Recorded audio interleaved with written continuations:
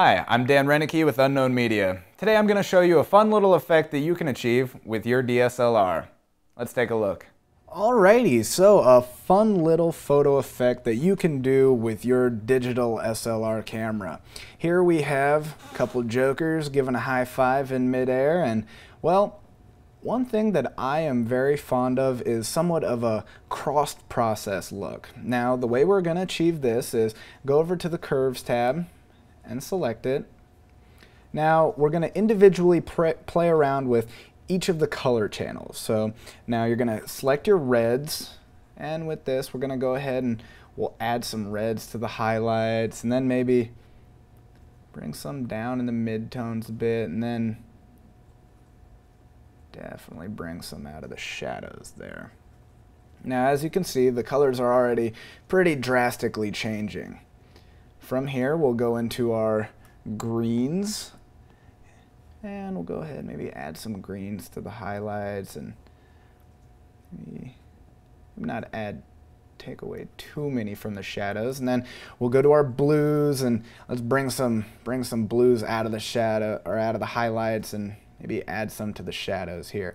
Now, as you can see, as we toggle on the effect, you can see clearly there's a very distinct look that we're getting. So from here, let's go ahead and we'll change the blending options to color. So as you can see, the effect now isn't nearly as drastic because the way we changed the blending options of the layer itself. And another thing that you can do when you go in here, we'll go ahead and select the curves. Now what this is actually going to do, it's going to allow us to just adjust the overall exposure of our photo here. So let's go ahead and just bring out the highlights a little bit, just a little bit, and then go ahead and drop the shadows.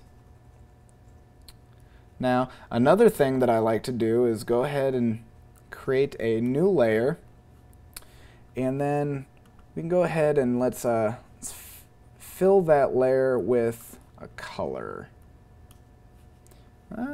Maybe not pink. Maybe like a nice. Let me go in more of the browns. Let's get a nice brown. And as you can see, of course, we don't want it covering our whole image. So again, let's go into the blending options and change it to color. Now that's a little bit drastic, so we'll go ahead and we'll drop the opacity down on that. Bring it up a little bit. Kind of like the way that's looking.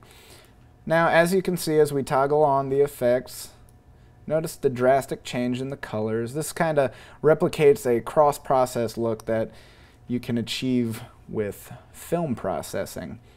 Now, another thing that we can go ahead and do is make a nice little vignette. Go over here and we'll select our lasso tool. Let's go ahead and change the feathering of that to 200.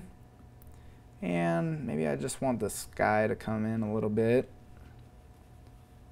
And down here, maybe by the water.